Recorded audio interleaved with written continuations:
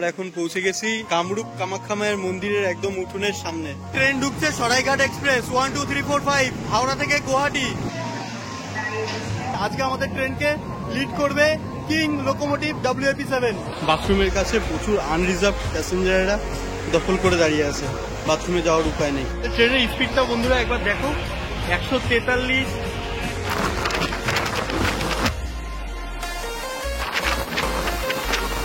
এখানটাতে রিভিউ নেওয়ার জন্য বসে আছে প্যান্ট্রি গার্ডের লোক।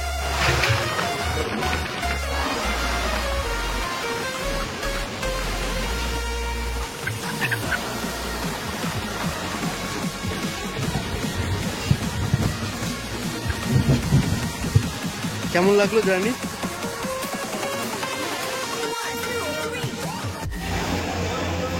হ্যালো বন্ধুরা, আমি প্রভাস, আরো একটা নতুন ভিডিওতে তোমাদের সবাইকে স্বাগত জানাই। আজকে আবারও আমি চলে এসেছি আমাদের একদম বাড়ির পাশের হোম টাউন স্টেশন হাবড়াতে। এখান থেকে প্রত্যেকবার আমার জার্নি শুরু হয়, তাই আজকেও নতুন একটা জার্নির উদ্দেশ্যে আমি বেরিয়েছি। আজকের গন্তব্য আমাদের প্রতিবেশী রাজ্য আসামের গুয়াহাটি শহরের কামাখ্যা মায়ের মন্দির। কামাখ্যা মায়ের মন্দির তোমরা হয়তো অনেকেই জানো, এটি একটি খুবই প্রসিদ্ধ সতীপীঠ। তো এর আগে আমি যখন কামরূপ কামাখ্যা মায়ের মন্দিরে গেছিলাম তখন আমার মন্দিরটা এতটাই ভালো লেগে গেছিল যে আমি মনে মনে ভেবেছিলাম এরপরে এলে আমি আমার ফ্যামিলিকে সাথে করে নিয়ে আসবো। তো সুতরাং আমি আজকে আমার ফ্যামিলিকে নিয়েই বেরিয়েছি কামরূপ কামাখ্যা মায়ের মন্দিরে যাওয়ার উদ্দেশ্যে। আজকে আমরা যে ট্রেনটাতে জার্নি করব সেই ট্রেনটা কিন্তু একটা ইউনিক নম্বরের ট্রেন। ট্রেন নাম্বার হচ্ছে 1 2 3 4 5 হাওড়া থেকে গুয়াহাটি সরাইঘাট এক্সপ্রেস। মানে এই হাবড়া স্টেশন থেকে কিন্তু সবার আগে আমাদেরকে পৌঁছতে হবে হাওড়া স্টেশন। এবার আমরা দমদমে নামবো, দমদমে নেবে আন্ডার ওয়াটার মেট্রোতে করে আমরা যাব কিন্তু হাওড়া রেলওয়ে স্টেশন পর্যন্ত। তো এই যে মা প্রথমবার যে আন্ডার ওয়াটার মেট্রো সেই মেট্রো রেলে জার্নি করবে, তার জন্যই স্পেশালি আমার মেট্রো রেলে করে যাওয়ার ইচ্ছাটা হয়েছে। তো চলো বাদবাকি জার্নিটা কন্টিনিউ করি। হাওড়া স্টেশন থেকে আমাদের সরাইঘাট এক্সপ্রেস ছাড়ার টাইম রয়েছে বিকাল 4টের সময় আর কি। ঘড়ির কাটায় এখন সময় 11টা বাজতে 15 মিনিট বাকি। এখন খবর হচ্ছে ক্যানিং লোকালের। এই যে চলে এসেছে আমাদের আজকের ট্রেন, মানে প্রথম ট্রেন আর কি, ক্যানিং লোকাল।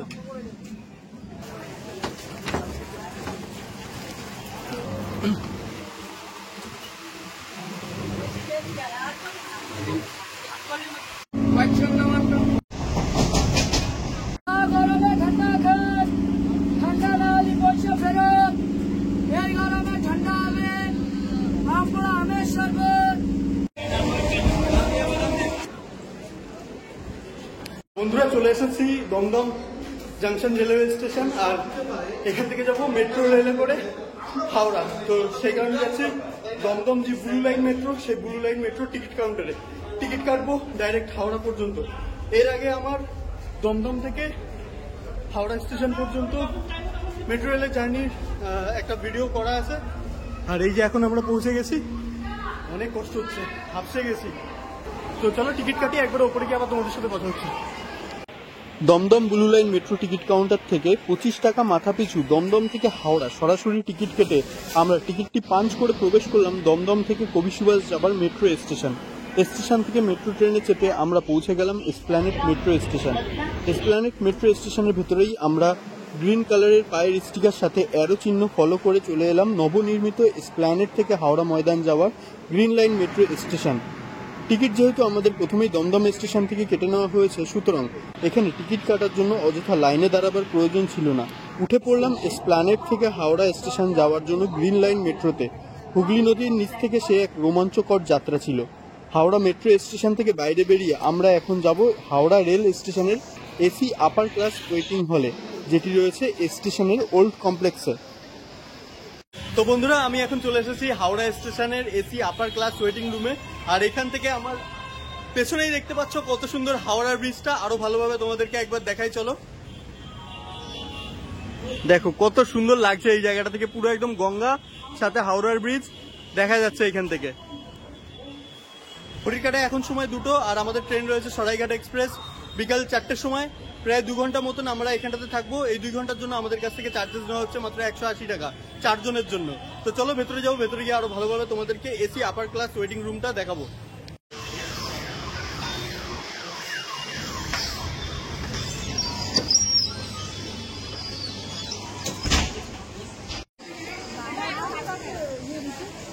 বন্ধুরা আমরা এখন বেরিয়ে পড়লাম এসি আপার ক্লাস যে ওয়েটিং রুম, সেই ওয়েটিং রুম থেকে আর যাবো হচ্ছে স্টেশনে। স্টেশনের 9 নম্বর প্ল্যাটফর্মে দিয়েছে সরাইঘাট এক্সপ্রেস। তো চলো নিচে গিয়ে একদম ট্রেনের সামনে গিয়ে আবার তোমাদের সাথে কথা হচ্ছে। 1 2 3 4 5 Saraighat superfast express platform number 9 চলে এসেছি। এই আমাদের ট্রেন ঢুকছে সরাইঘাট এক্সপ্রেস 1 2 3 4 5 হাওড়া থেকে গুয়াহাটি। কি বিশাল লাইন সরাইঘাট এক্সপ্রেসের জেনারেল কম্পার্টমেন্টে ওঠার জন্য। স্টেশনের ওপর থেকে কিনে নিলাম এরকম দুটো জলের বোতল, রেল নির 15 টাকা করে পড়লো। আর কোচের ভেতরে মারাত্মক গরম। চলো কোচটা তোমাদেরকে দেখাই একবার। হাওড়া গুয়াহাটি সরাইঘাট এক্সপ্রেসের S2 হচ্ছে আজকে আমাদের কোচ।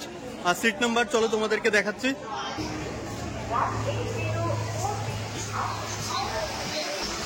11, 13, 14 আর 16 এই হচ্ছে আমাদের আজকে সিট নম্বর। সিটের অ্যারেঞ্জমেন্ট কিছুটা এরকম আছে, এই পাশে 3টে আর এই পাশে 3টে, 6টা আর এই পাশে রয়েছে 2টো। বন্ধুরা আজকের আমাদের এই সরাইঘাট এক্সপ্রেসের লোকোমোটিভ হচ্ছে এই যে দাঁড়িয়ে আছে হাওড়া কারশেডের WAP7 লোকোমোটিভ। আজকে আমাদের ট্রেনকে লিড করবে কিং লোকোমোটিভ WAP7। ঘড়ির কাটার সময় 4টে বেজে 7 মিনিট আর আমাদের ট্রেন ছেড়ে দিল হাওড়া রেলওয়ে স্টেশন।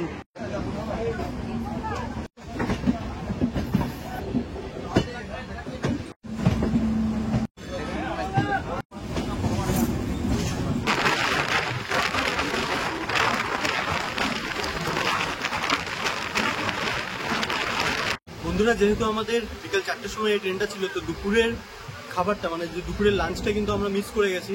মিস করে গেলেও কিন্তু আমরা দুপুরবেলার যে লাঞ্চের খাবারটা সেটা কিন্তু বাড়ি থেকে নিয়ে এসেছি। দেখো এক ব্যাগ ভর্তি, এই যে পুরো ব্যাগটা, এই ব্যাগটা পুরো ভর্তি করা খাবার রয়েছে। তো ও খাওয়া শুরু করে দিয়েছে, একে একে আমরাও খাবো। বন্ধুরা এই হচ্ছে খাবার দুপুরের, রুটি, ডিম, লাড্ডু, আলু ভাজা। তো এটাকেই আজকে দুপুরের লাঞ্চটা কমপ্লিট করবো।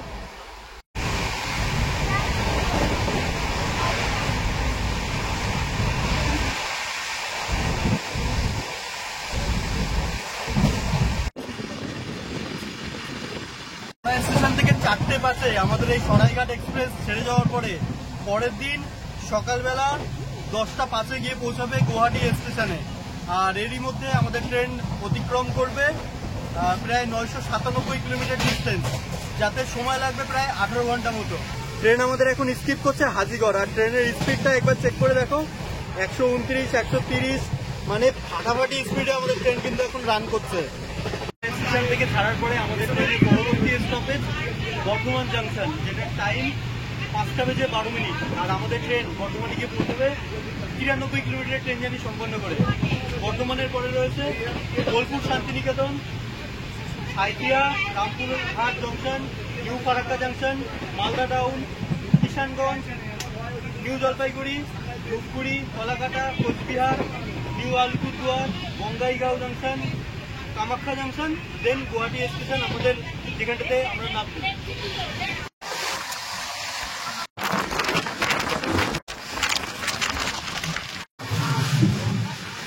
এখন সময় 5টা বেজে 20 মিনিট আর আমরা এসে পৌঁছে গেছি বর্ধমান জাংশন রেলওয়ে স্টেশন।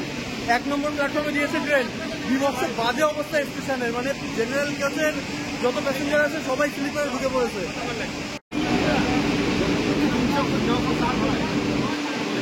ট্রেনের ভেতরে কি বিচ্ছিরি অবস্থা, সব আনরিজার্ভ প্যাসেঞ্জার ট্রেনের মধ্যে উঠে অযথা ভিড় করছে। ট্রেন ছেড়ে দিল বর্ধমান জাংশন রেলওয়ে স্টেশন। আমাদের পরবর্তী স্টপেজ হচ্ছে বোলপুর শান্তিনিকেতন।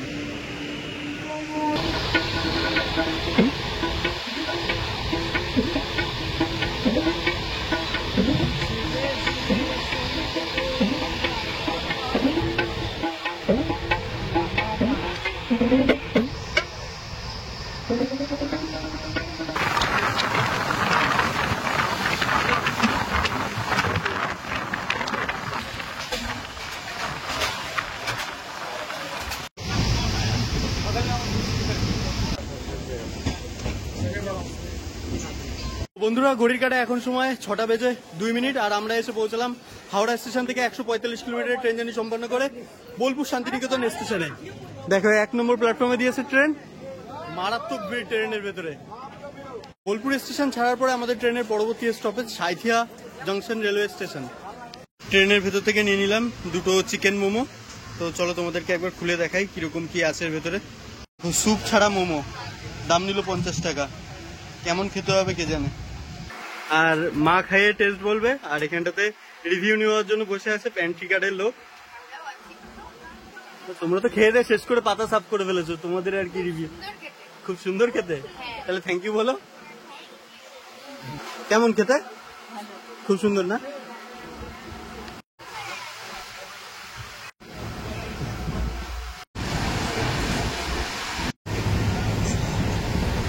বন্ধুরা ঘড়ির কাঁটায় এখন সময় 6টা বেজে 45 মিনিট, আর আমরা এসে পৌঁছে গেলাম হাওড়া স্টেশন থেকে 177 কিলোমিটার ট্রেন জার্নি সম্পন্ন করে সাঁইথিয়া জাংশন রেলওয়ে স্টেশন। এই সাঁইথিয়া স্টেশনের পরের স্টপেজই হচ্ছে রামপুরহাট জাংশন, যেখান থেকে তারাপীঠ মন্দিরটা কিন্তু খুবই কাছাকাছি। তো তোমরা যারা তারাপীঠ মন্দিরে যেতে চাও তারা কিন্তু রামপুরহাট স্টেশনে নেবে, সেখান থেকে অটোতে করে চলে যেতে পারবে তারাপীঠ মায়ের মন্দির পর্যন্ত। ডিটেলসে একটা ভিডিও আমার চ্যানেলে অলরেডি দেওয়া আছে, তোমরা চাইলে দেখে আসতে পারো। হাওড়া থেকে গুয়াহাটি পর্যন্ত সরাইঘাট এক্সপ্রেসের ট্রেনের ভাড়া আমি পাশে দিয়ে দিচ্ছি, তোমরা চাইলে দেখে নিতে পারো। অনেকটা কষ্ট হয়ে গেছে সারাদিন, তো সেই কারণে ট্রেনের এবার বাংকারের উপরে উঠে বসলাম। এটা সাইড আপার, তো এইখানটাতে কিছুক্ষণ রেস্ট নেবো, মানে শোবো আর কি।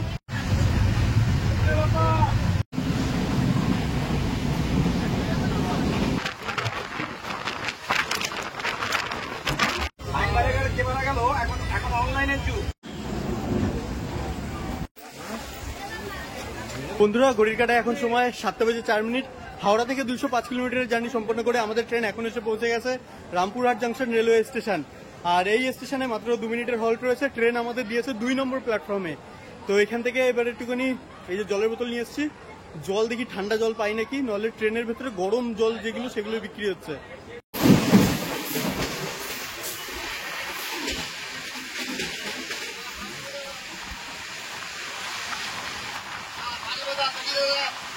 ট্রেনের ভেতর থেকে নিয়ে নিলাম এরকম একটা পেপসি, তো এটার দাম পড়লো মাত্র 40 টাকা। রামপুরহাট জাংশন পার হয়ে যাওয়ার পরে আমাদের ট্রেনের পরবর্তী স্টপেজ নিউ ফারাক্কা জাংশন। তো চলো তোমাদের সাথে একবারে নিউ ফারাক্কা জাংশন স্টেশনে আবার কথা হবে।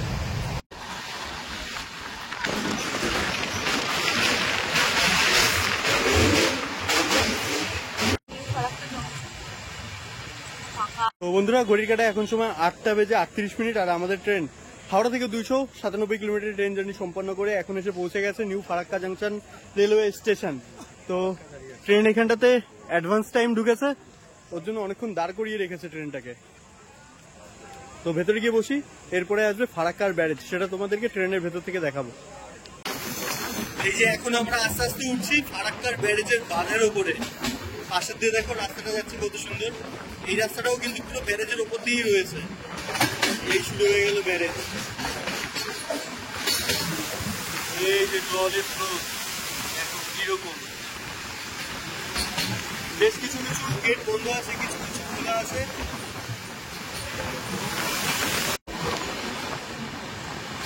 আমাদের ট্রেন এখন ঢুকছে মালদা স্টেশনে, আর হাওড়া থেকে এই মালদা স্টেশন পর্যন্ত গেটের কাছে যেই ভিড়টা ছিল সেই ভিড়টা এখন মালদা স্টেশনে ফাঁকা হয়ে যাচ্ছে। দেখো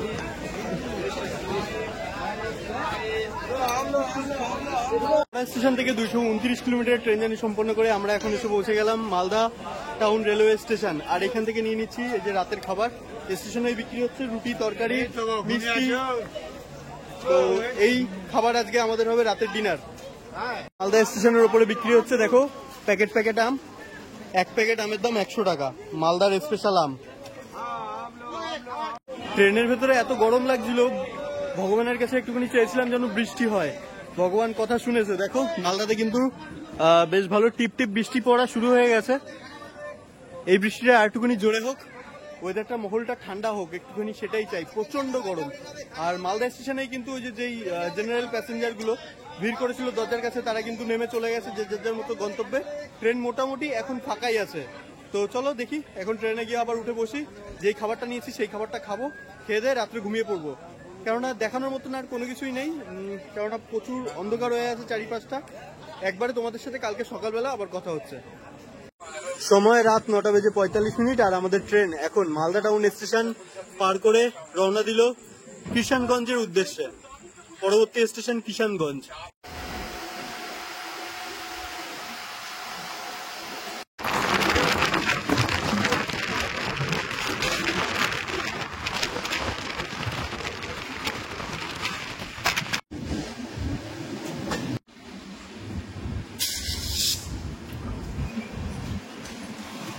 হ্যালো বন্ধুরা, গুড মর্নিং। ঘড়ির কাটায় এখন সময় ভোর 5:58 আর আমরা এসে পৌঁছে গেছি বঙ্গাইগাঁও জাংশন রেলওয়ে স্টেশন। এই বঙ্গাইগাঁও রেলওয়ে স্টেশনটা হবে হয়তো ভারতবর্ষের মধ্যে প্রথম রেলওয়ে স্টেশন যেটার মধ্যেখান থেকে কিন্তু একটি নদী প্রবাহিত হয়েছে। তো চলো তোমাদেরকে একবার সেই নদীটা দেখানোর চেষ্টা করি। এই হলো সেই নদী। তো এই নদীটার নাম কিন্তু সেই টুনিয়া নদী।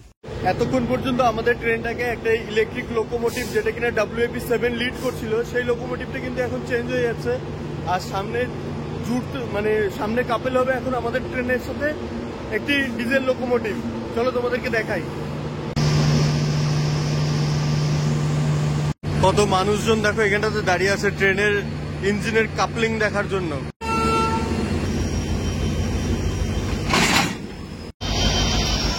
তো এখন আমাদের ট্রেনকে WDP40 লিড করে নিয়ে যাবে। 6:23 আর আমাদের ট্রেন ছেড়ে দিল বঙ্গাইগাঁও জংশন রেলওয়ে স্টেশন।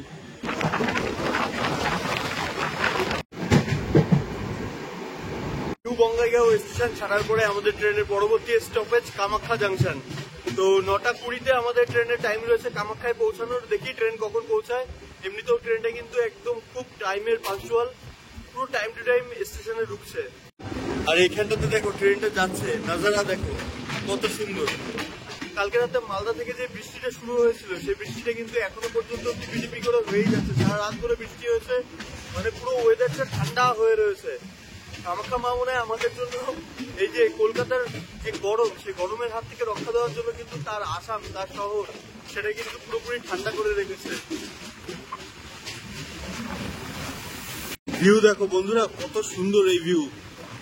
বন্ধুরা আমরা এখন পার করব ব্রহ্মপুত্র নদ। সামনেই রয়েছে রেল প্লাস রোড ব্রিজ, তোমাদেরকে দেখাচ্ছি।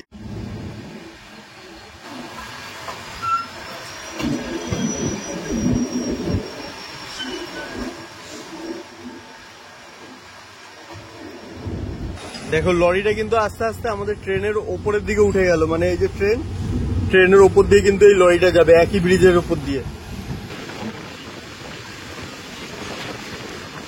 কি বিশাল চওড়া ব্রহ্মপুত্র নদ।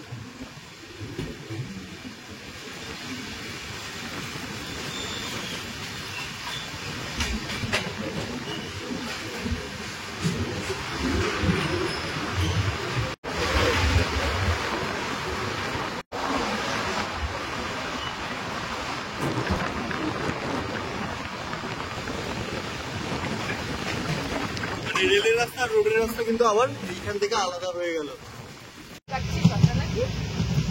এখন আমরা শশা কাটছি আর এই শশাটা কেটে আমাদের এখন ব্রেকফাস্ট হবে। মানে একটু আগে হয়ে গেল রুটি দিয়ে, এখন ফল দিয়ে ব্রেকফাস্ট হবে। এখানে চলছে শশা কাটা, এরপরে হবে কলা কাটা, মানে কলা ছোলা, তারপরে ওই পেয়ারা আছে, পেয়ারা কাটবো।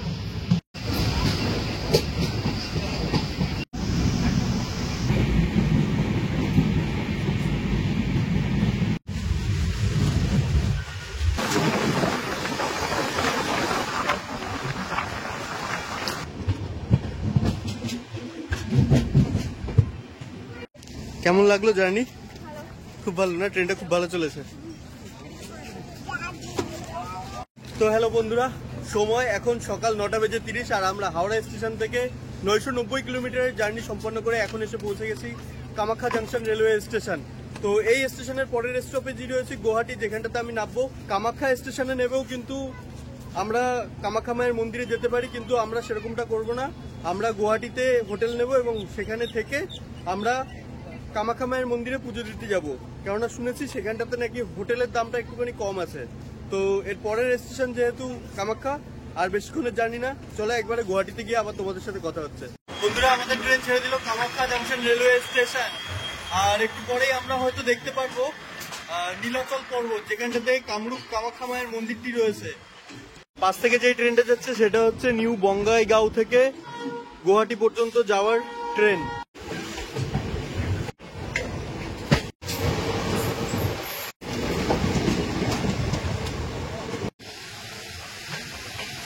এই যে বন্ধুরা যে পাহাড়টা দেখতে পাচ্ছ, এটাই কিন্তু সেই নীলাচল পাহাড় বলতে পারো। অবশেষে সময় 10:10 আর আমাদের ট্রেন এসে পৌঁছালো গুয়াহাটি রেলওয়ে স্টেশন। 1 নম্বর প্ল্যাটফর্মে দিয়েছে ট্রেন।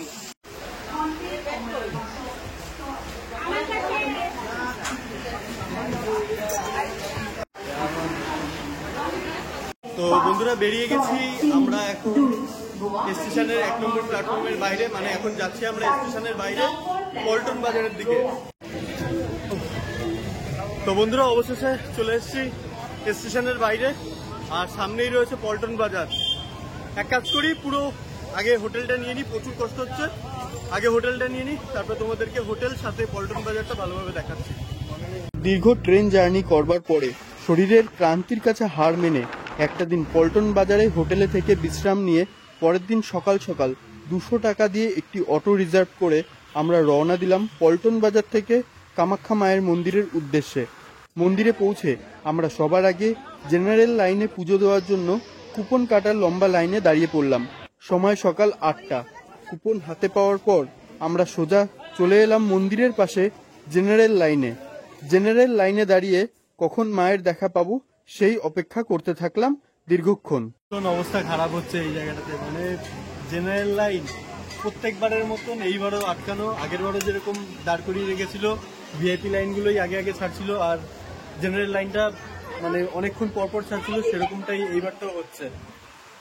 শেষে দীর্ঘ প্রতীক্ষা এবং দীর্ঘ লাইন পার করে আমরা এখন পৌঁছে গেছি কামরূপ কামাখ্যা মায়ের মন্দিরের একদম উঠোনের সামনে। এখনো পর্যন্ত আমাদের মন্দিরে প্রবেশ করতে এই যে এতটা লাইন ঘুরে ঘুরে যেতে হবে, ঠিক ওই জায়গাটা থেকে কিন্তু আমাদের এন্ট্রিটা হবে।